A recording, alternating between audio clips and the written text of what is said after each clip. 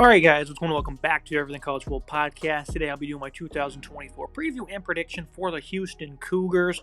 It's a new look coaching staff led by Willie Fritz after a successful tenure at Tulane, going 51-47 in 8 seasons. Obviously, a lot of success coming at the back half of that. Kevin Barbay spent last year at Mississippi State, will be the offensive coordinator. Shalel Wood, same role at Tulane last season, will be the defensive coordinator. And the biggest headline, they paid nearly a $15 million buyout to Dana Holgorsen after just one losing season, that being the debut year in the Big 12. Lost 6 games by double figures, though, including a close one to Rice. So certainly, a lot of negativity last year for Houston. Look at their offense, though. They struggled, 24 points per game. They didn't really have much balance. Donovan Smith, though, the transfer from Texas Tech, was a pleasant surprise. This is a guy who's, one of the better players in the conference. A big athletic passer, showcase toughness in the pocket, has a quick release, nice intermediate velocity, does well in the quick game with a variety of arm angles, really thrives on design QB runs. The natural instincts of playing QB certainly need to improve in terms of, scanning the field, anticipation. Ball placement's also pretty inconsistent. But at 6'5", 235, Donovan Smith is an interesting player here. 22 touchdowns, 2,800 yards, did have 13 interceptions, supplied 6 rushing touchdowns, 400-plus yards on the ground. Donovan Smith is certainly, an underrated player here to really, improve in the Big 12. Obviously, Clayton Tune in 2022, there were some big shoes to fill, and I think he did it pretty admirably coming over after, a bumpy ride over there at Texas Tech. This is a guy who was proven to be a good athletic dual-threat player, though, with plenty of size, NFL size at that, and he certainly has a skill set. This should certainly allow him to rise up draft boards if he can, showcase, impressive improvements this upcoming season. I certainly think he'll be able to do so. You look at the running back room, this team averaged about 30 yards, 30 attempts per game, that is, 118 yards per contest, about 4 yards per carry. Parker Jenkins, as a freshman, led the way with 464 and 3 scores on 99 attempts. Of course, the aforementioned Donovan Smith was the second leading rusher. After that, you had Stacy Snead at 282 and a $170 from Tony Mathis and no scores. Jenkins showcased good ball security as a true freshman. Was a somewhat efficient runner, has 195 pounds. Is he going to be able to handle a consistent large workload? Snead, only had a few touches despite playing in every game. Showed flashes of being a highly explosive playmaker in 22, though. Didn't have that same success last year. And then the veteran Tony Mathis enters his 6th season of ball. Wouldn't be expecting more for him, than just some sporadic production. This is an all-right running back room. The good news is they get everybody back.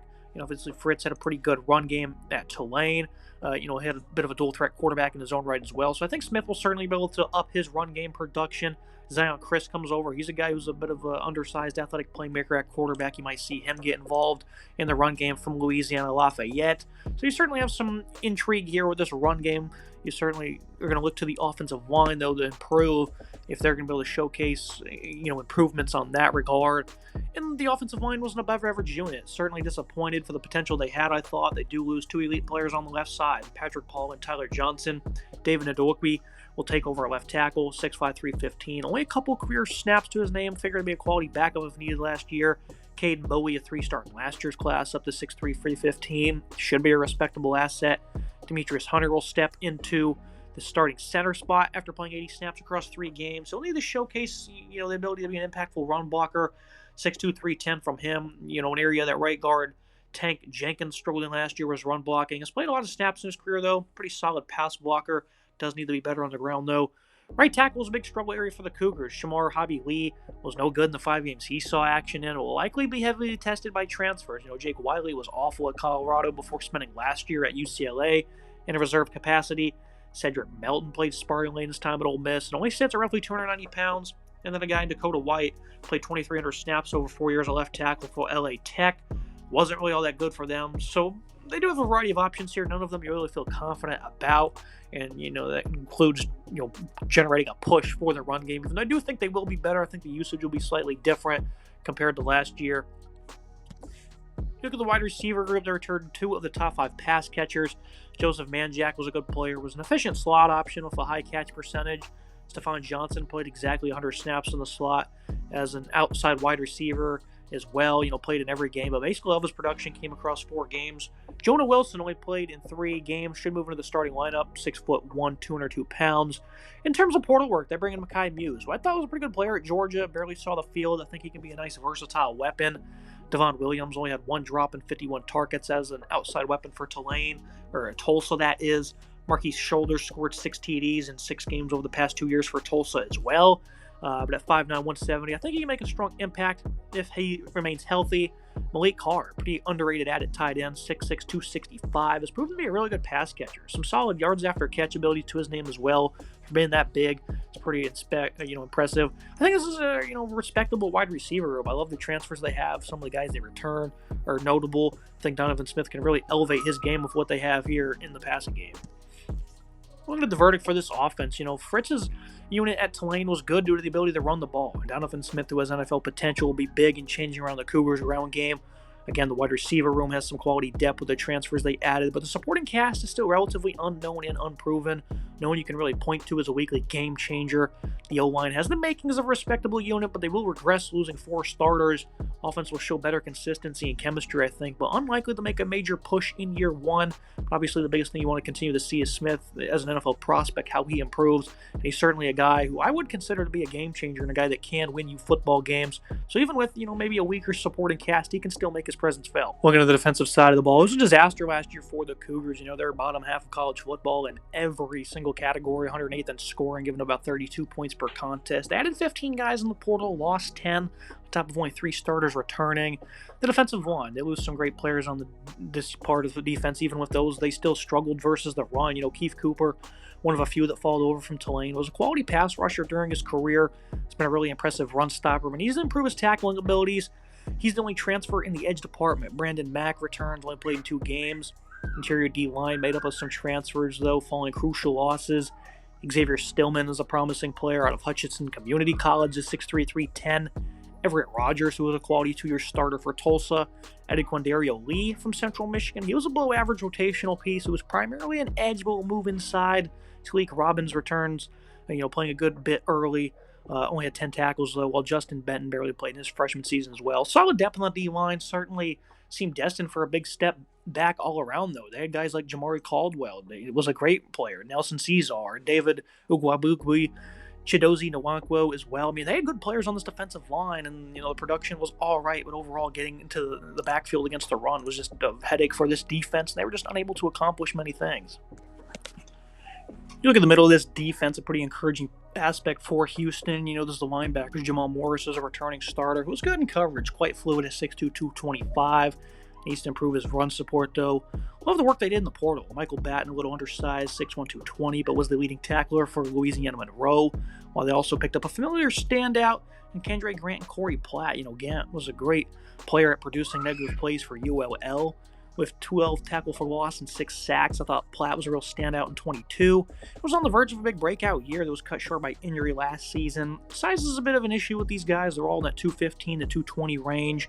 Good players here.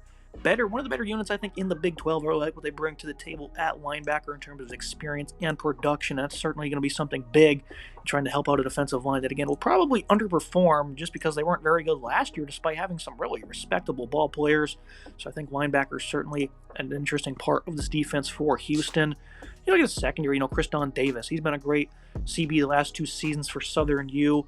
Will step into a Big 12 starting role. Trell McCutcheon didn't play last year, but proved to be a stout run defender in his time with USC and Oklahoma. Figures to be a starting corner, or at the least be in the slot. Jalen Emery really didn't do much in his 5 games.